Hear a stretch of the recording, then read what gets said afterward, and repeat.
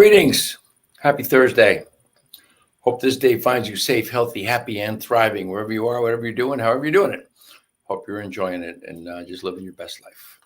So here we are, another day. Interesting times, huh? It's just, it's amazing. My beloved Lisa and I just got back from 11 days in Colorado, which I consider to be home. I lived in Colorado for 46 years. Lisa lived there for over 20. And we just went home and saw some friends, and it was really kind of funny. After living here in North Carolina for coming up on 3 years, I was living in an alternative reality. On one hand, I was on vacation. On the other hand, I was I was home, and it depended on where I was, who I was with.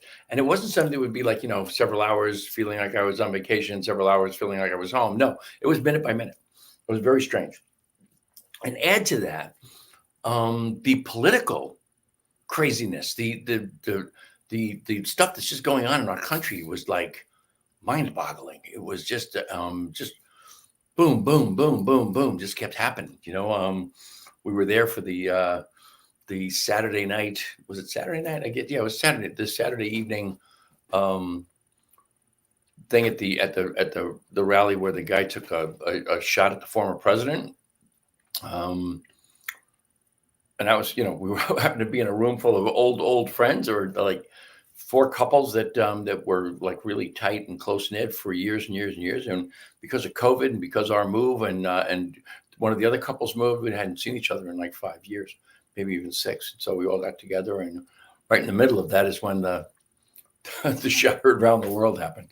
But anyway, so that was part of the whole craziness of what was going on. And then, of course, at the very end of it, the president resigned. Not resigned. I'm sorry, that's not true. He did not resign. He shouldn't resign. There's no reason for him to resign.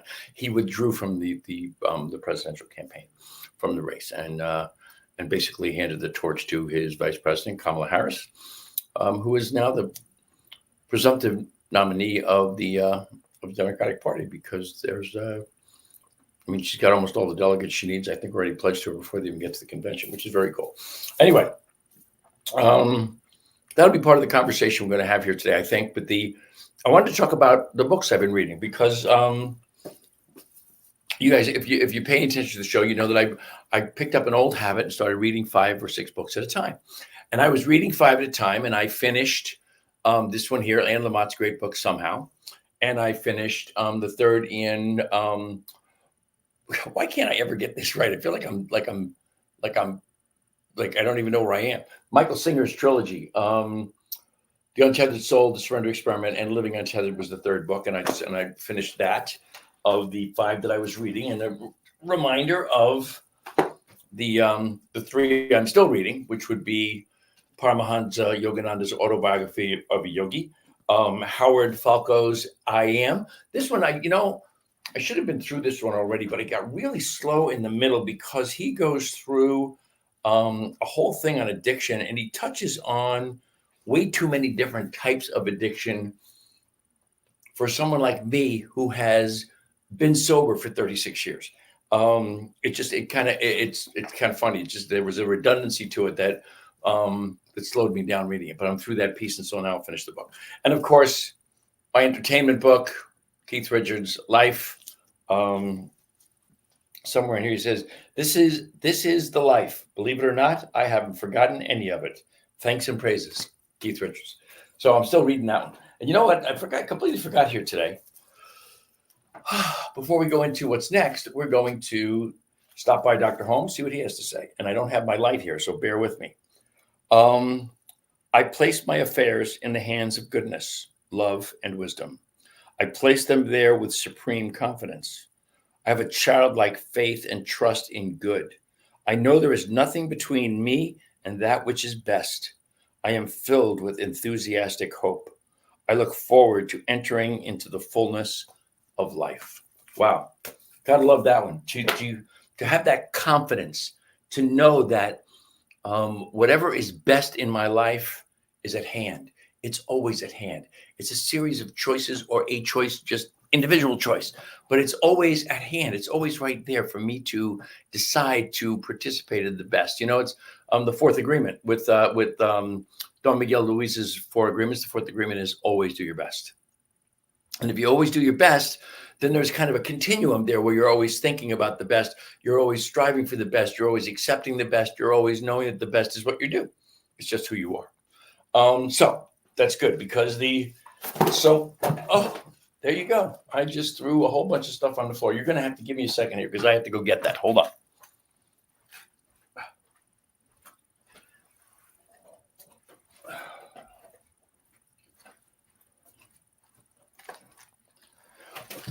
There you go. I'm sorry. You know, when you try and pick up several books at once and the middle ones slide out? Well, that's just what happened.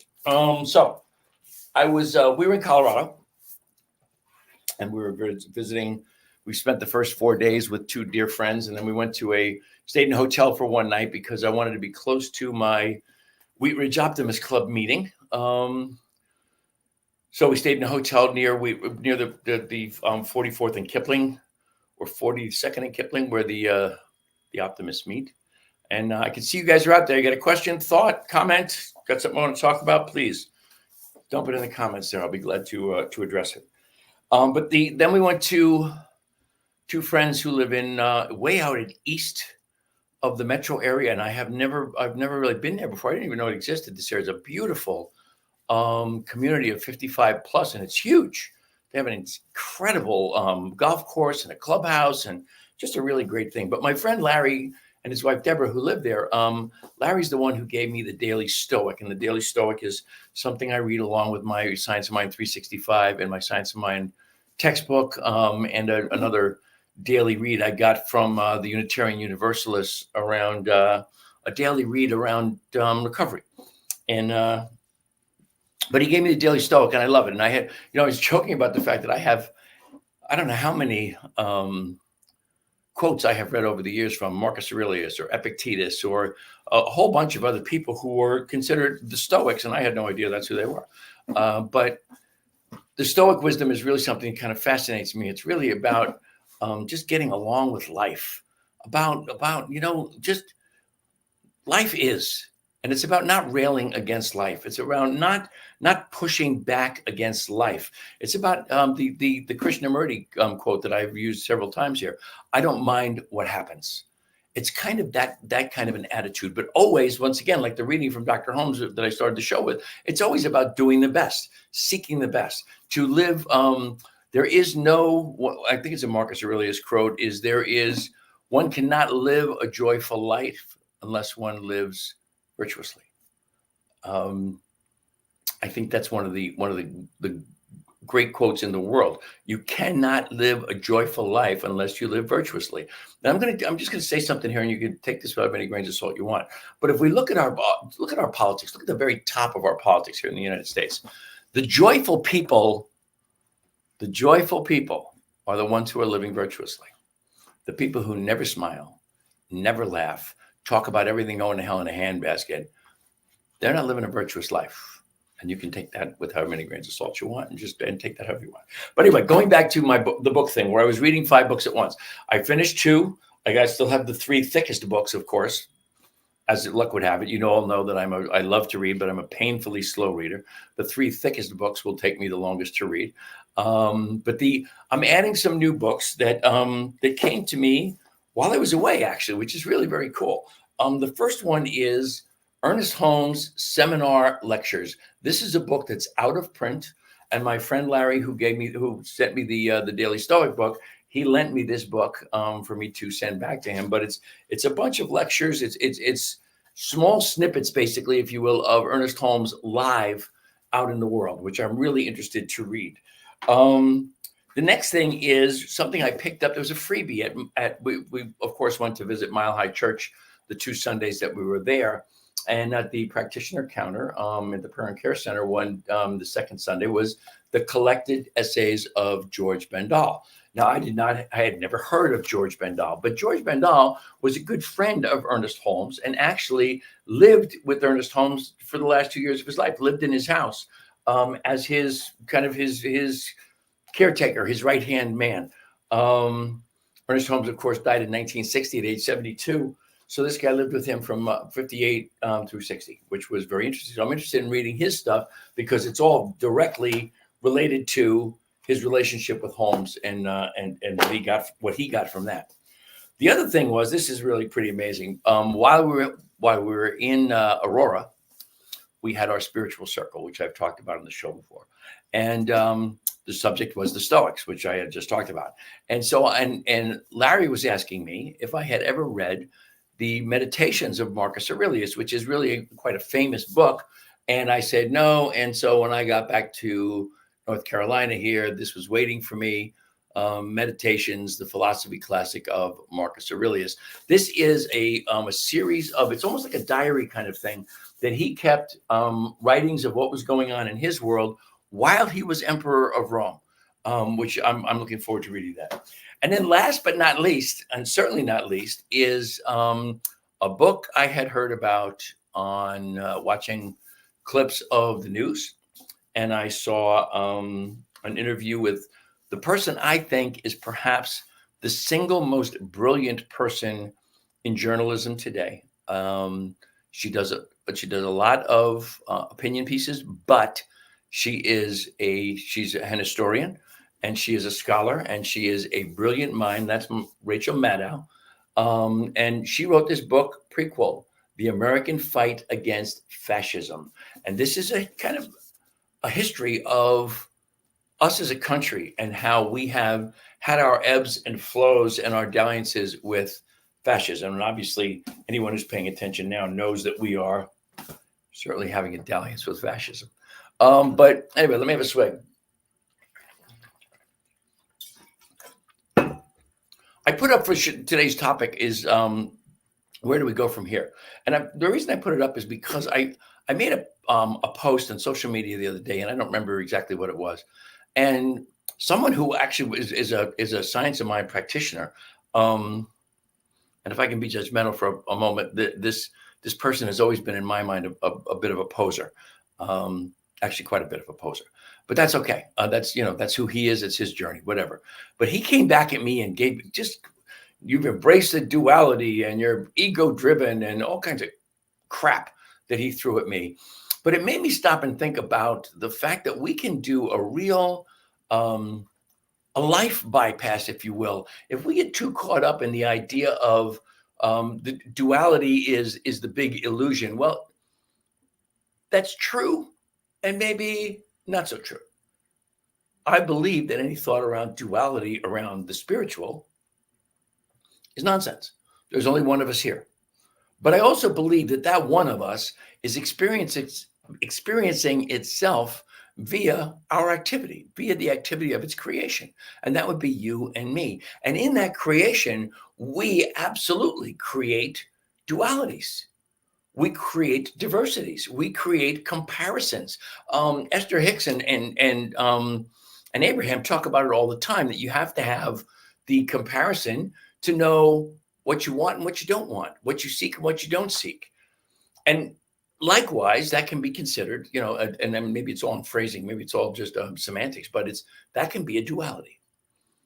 And I think at this point in our history, and this is going to be a little political, and you can take it however the hell you want, but I believe that there is a duality in opinion. There is a duality in thought. There is a duality in integrity. There's a duality in morality. And it's all within the non-duality of spirit, of God, of all there is. And I think it's imperative that we don't get caught up in the false equivalency of, all politicians are the same. Both parties do everything the same. They're all controlled by this, that, and the other thing. You know what? There's a lot of truth to that. I believe that our politics are way too controlled by money, by billionaires, by corporations, by interest, by profit at all costs. The American way. My biggest bitch about our entire country is probably that it's around profit at all costs. But there is a side to be taken. There is a point of view where you have to be able to see that one side is doing stuff to us, the other side is doing stuff for us. And you have to be able to recognize that is a duality. It's a duality in the human experience. It's not a duality in the spiritual. It's not a duality in the great scheme of the universe where there's only one. There's only one of us. What do you think out there? I know you're out there. Just send me a comment if you have my phone number. Send me a text, whatever. What do you think about that? My point of view is that we cannot do. It's not really a spiritual bypass. It's a life bypass where we just push everything off as God will take care of it. It's all God's will. Nobody knows what God's will is, so don't tell me it's all God's will because you have no clue. We have no clue. I have no clue what God's will is. What we do have is the ability to give God the experience of our existence, of the experience of its creation, which is how it experiences itself. Remember, Roger Teal used to say that my favorite "How you doing" response that I've only had the gumption to use once or twice, and that was, "How you doing? I'm showing God a good time." Bingo. God's experiencing a great time through my existence, through my life. And again, I go back to that Stoic quote. One cannot live a joyful life unless one lives virtuously. There's the question for all of us. Am I living virtuously? Am I expressing virtuously? And I guess that's where I take the political and bring it back to the personal. Am I involving myself in the success politically of the virtuous or the not so virtuous?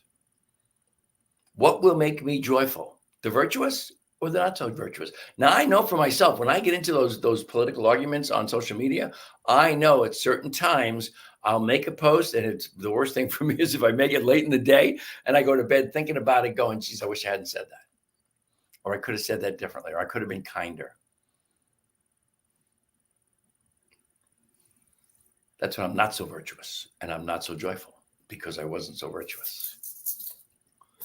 The other thing that came out of all these conversations in our social circle and our spiritual circle was the idea that we get involved in the political season, and I'm up to my eyeballs in it because of what's going on and who I'm fighting for. And that's the point. Famously, Mother Teresa was asked to join a march protesting the Vietnam War, and she said no. She said, but when you find a march or a protest for something, as opposed to opposed to something, let me know, I'll be there. And there's the key for me. This is my work. It's my work starting since I got back. I have not really done it very well, but I'm working on it. There is this thing out there called Project 2025. Project 2025 is the marching orders from the Heritage Foundation for the next conservative administration. In this case, they have a useful idiot all lined up. Hopefully that useful idiot will never get a chance to implement those things. But that didn't sound very loving, did it? There have been people who have spent the time to bullet point what this 930 some odd page document is all about. My work, my job is to pick those things out, is to pick out the ones that are going to be destructive to our way of life.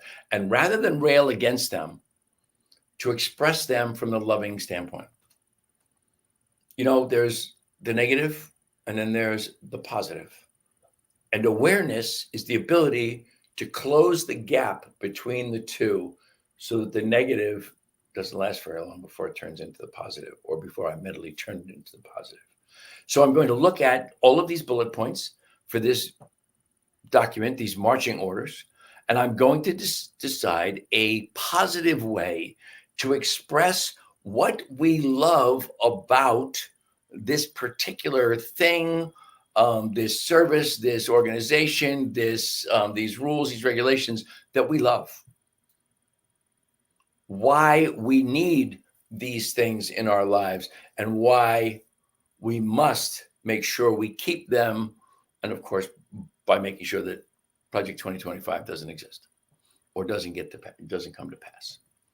It's a big chore. It's a big chore, but it's from the standpoint of love. It's from the standpoint of if you know, everything is an expression of love or a call to love. And actually, this is something I really, really, really been terrible at in my adult life. is the call to love is what's going on in our politics. That's the call to love. And in the duality of our politics, I think we need to stop and say which side is the negative and which side is the positive or the loving side, and express the loving side only. Don't express the negative side. Just express the positive and express the loving. So that's my work for this political season, is to absolutely look at what is out there that I really, really, really can't stand, that I can't believe it's actually going to happen. I can't believe there's a possibility of it happening. And rather than express it like that, to express it from the standpoint of, I absolutely love my Social Security check. The evisceration of the Social Security Administration would cause a tremendous disruption in my Social Security check. I love that Social Security check. I love that Franklin Delano Roosevelt created the Social Security system that allows for people who are older and people who are disabled, people who are in need of constant care, that there's a system that they can depend on through the government that they have paid into over the entirety of their working career. I love that we have that, and we need to keep it, as opposed to railing against Project 2025's determination to disembowel the Social Security system. Get the idea? I hope. It's what else we got? I'm trying to think of one of the idea is to do away with the Environmental Protection Agency, do away with the Department of Education. I love the Environmental Protection Agency because I was alive. I remember. You people who were born in the 70s and 80s, you don't remember that in the 70s, in the early 70s, mid 70s, there were rivers in this country that you could light a match and the river would burn because there was so many freaking chemicals in it. We have clean water in those. There was a time, the Hudson River in New York, if you fell in the Hudson River in New York, or if you went swimming in the Hudson River in New York, the next thing you needed was a gamma globulin shot so you didn't get freaking hepatitis from the water in the Hudson River. That river is way cleaner now. I'm certainly not drinking water, but it's not poisonous. And the rivers in, God, I want to say it was Ohio. I'm not sure, Chicago. In Illinois, where the rivers literally burned. We don't have that anymore. I love that the EPA helped solve that problem. I love that you can see New York City and you can see Los Angeles most of the time because the Environmental Protection Agency helped us clean up our air. I love that they have helped us to move towards cleaner emissions from our internal combustion engines of all kinds, and especially of cars, so that we can breathe. I love the Environmental Protection Agency. Do you get what I'm saying? As opposed to these lunatics want to tear it apart. Yes, the lunatics want to tear it apart, but what I resist persists. What I focus on expands. So I focus on the loving piece of how much I care about these institutions. The Department of Education, it couldn't be more imperfect. The Department of Education is just, we're still working on a 150-year-old education system that teaches farm kids how many eggs are in a dozen and teaches everybody else how to be good citizens and factory workers. That doesn't exist anymore. Why are we still using the system? But we are. The Department of Education needs to be reformed. There's no two ways about it. In fact, I've many times said it needs to be torn down and rebuilt, but not done away with. I love that the Department of Education is there to help to do the best they can possibly do to ensure that our children are educated. Yes, we need to add civics back into our education. We need to add arts, music, the gym. We need to add all those things back into education. We need to figure that all out. We need to put the money into the Department of Education. We need to put the money into schools so that ceilings aren't falling in on teachers. We need to put the money into all schools, not charter schools, not schools that are isolating our children from one another. It's just another social construct of segregation of one way, shape, or form. I love the integration of the school system. I love that they provide good school books for our kids. I love that they do everything they can to make sure that our children are educated. Get the point? love our way into what it is that we desire out of our government, out of our elected officials, damn it, out of the President of the United States.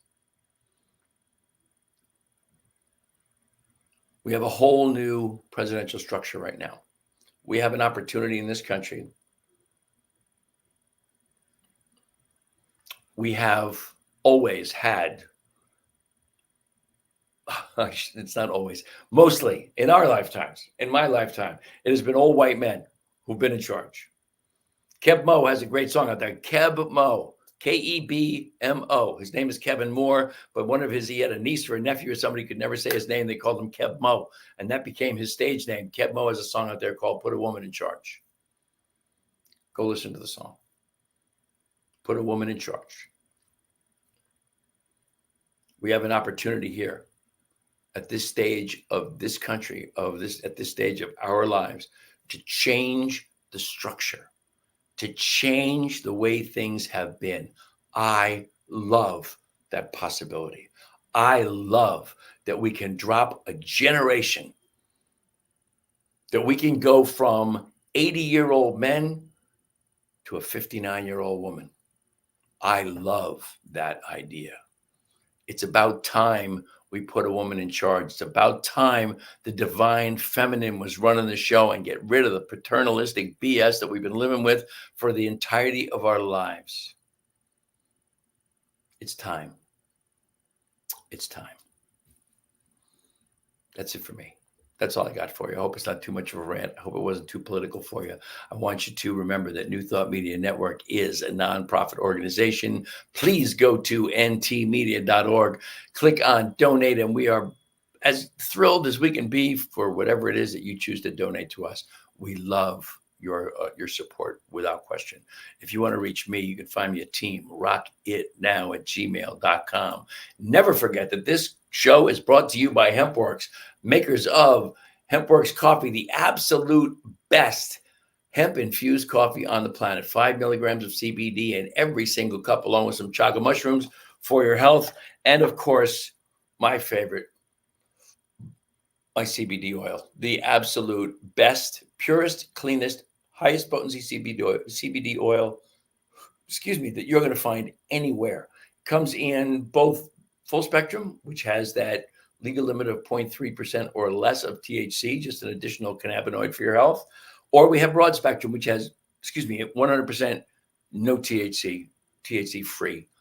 So if you have a rare allergy to THC, or if you have a really, really, really sensitive drug test that you take for work or something, the broad spectrum is for you. Comes in this 750 milligram, which is my choice, but it also comes in 500 milligram and 1500 milligram. It comes in more flavors than you can shake a stick at. And it's just the best that there is. All of the HempWorks, by the way, the HempWorks brand comes under the umbrella of My Daily Choice. MyDailyChoice.com/Ken Ludwig will give you access to HempWorks and 32 other brands that are amazing. You can find me or just, yell at me or do whatever you want with me at evolving_hippie on Instagram. Once again, my email address is teamrocketnow@gmail.com. Hempworks.com/Ken Ludwig will get you to my page on HempWorks to get you the absolute best prices. And of course, newthoughtmedia.org. Click on donate. We're thrilled to have whatever it is that you give to us. As always, I am immensely grateful for the great gift of your time and your attention. I wish you all the love and all the blessings that the universe has to offer. I hope you will join me every Thursday at 2 o'clock Mountain Time, 4 o'clock Eastern Time. And until the next time, my friends, namaste.